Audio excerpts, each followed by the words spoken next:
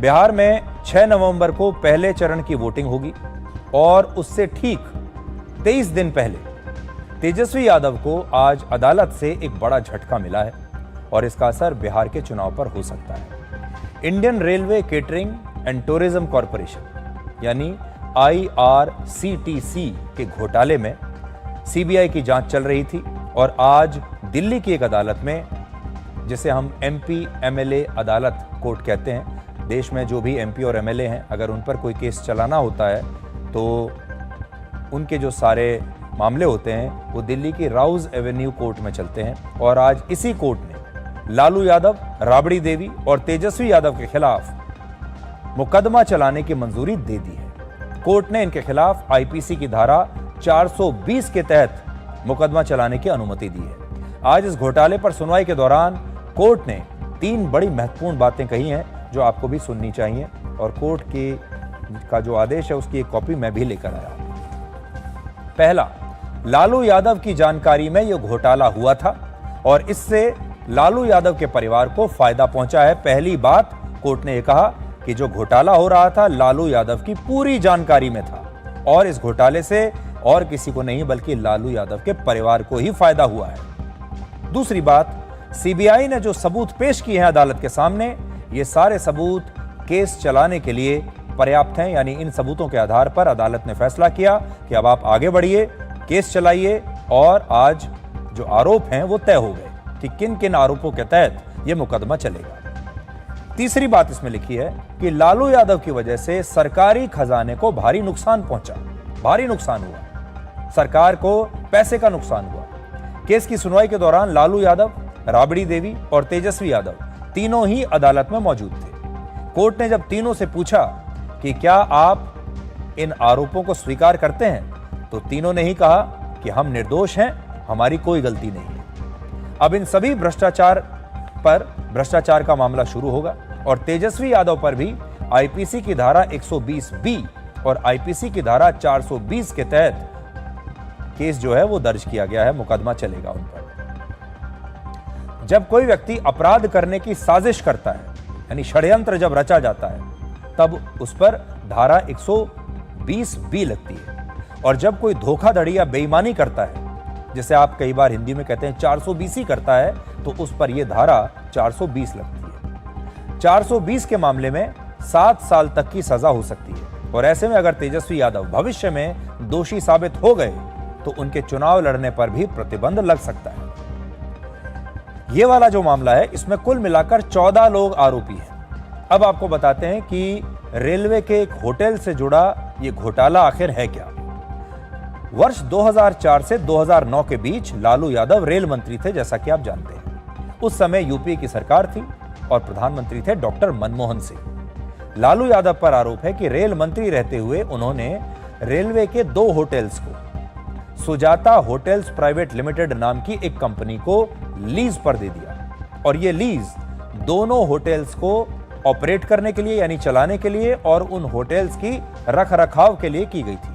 यानी यही कंपनी जो है उन होटल्स को चलाएगी और उसका होटल का पूरा मेंटेनेंस और रखरखाव भी यही कंपनी करेगी, जिसका नाम है Sujata hotels private limited.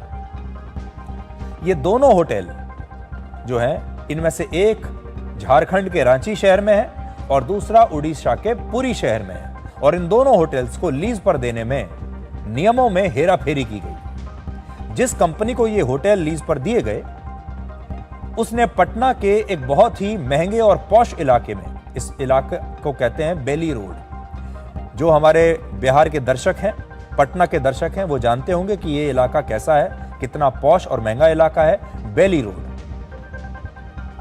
Road पर उस समय करीब 3 एकड़ जमीन इस कंपनी ने एक दूसरी कंपनी जिसका नाम है डिलाइट मार्केटिंग प्राइवेट लिमिटेड को 1,47,00,000 रुपए में बेच दी। तो एक कंपनी दूसरी कंपनी को एक बहुत ही महंगी जमीन एक बहुत कम दाम पर बेच देती है। यह जमीन बहुत ही कम कीमत पर बेची गई। दिलचस्प बात यह है कि delight marketing company Lalu Yadav के बहुत ही करीबी और उन्हीं की पार्टी के एक नेता प्रेमचंद गुप्ता की पत्नी सरला गुप्ता के नाम पर है और इस केस में सरला गुप्ता और प्रेमचंद गुप्ता को भी आरोपी बनाया गया है। प्रेमचंद गुप्ता ने इस जमीन को आगे चलकर राबड़ी देवी और तेजस्वी यादव की कंपनी को बेच दिया। उनकी कंपनी का नाम है लारा प्रोजेक्ट्स LLP। ये उनकी कंपनी का नाम है, जो लालू यादव के परिवार की कंपनी है, तेजस्वी यादव और राबड़ी देवी की कंपनी है। इस कंपनी को ये जमीन आप जानते हैं कितने में बेच दी गई? सिर्फ 65 लाख रुपए में ये जमीन बेच दी गई। तो एक कंपनी अपनी जमीन, जिसे ये टेंडर मिला, उसने अपनी एक जमीन बहुत ही कम दाम पर दूसरी कंपनी को बेची। दूसरी कंपनी प्रेम गुप्ता की थी।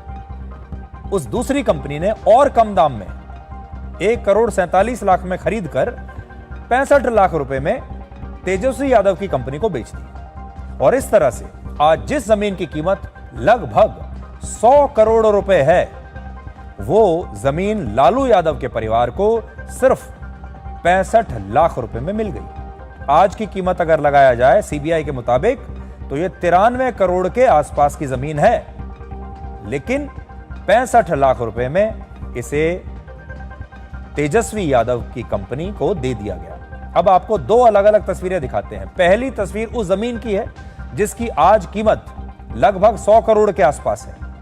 मीडिया रिपोर्ट्स के मुताबिक इस जमीन पर पहले एक शॉपिंग मॉल और दूसरी कमर्शियल प्रॉपर्टी बनाने की तैयारी थी, लेकिन ईडी की जांच जब शुरू हो गई तो उसकी वजह से यह कंस्ट्रक्शन नहीं हो पाया, बीच में ईडी आ गई। अब दूसरी तस्वीर देखिए। यह तस्वीर उन दोनों होटल्स की है जिन्हें लीज पर एक प्राइवेट कंपनी को दिया गया। इन होटल्स में रांची का एक 5 स्टार होटल है, जबकि उड़ीसा में पुरी शहर का एक 3 स्टार होटल है। ये तस्वीरें आप देख लीजिए। ये वो होटल्स हैं जिनको लालू यादव ने एक प्राइवेट कंपनी को चलाने के लिए दे दिया। अब कोर्ट की ऑर्डर की कॉपी जब हमने पढ़ी तो उससे पता चलता है कि लालू यादव के समय ठेके कैसे बांटे जाते थे और बोली लगाने वाले जो लोग थे, बिड करने वाली जो कंपनियां थीं, उनको कैसे धमकाया जाता था।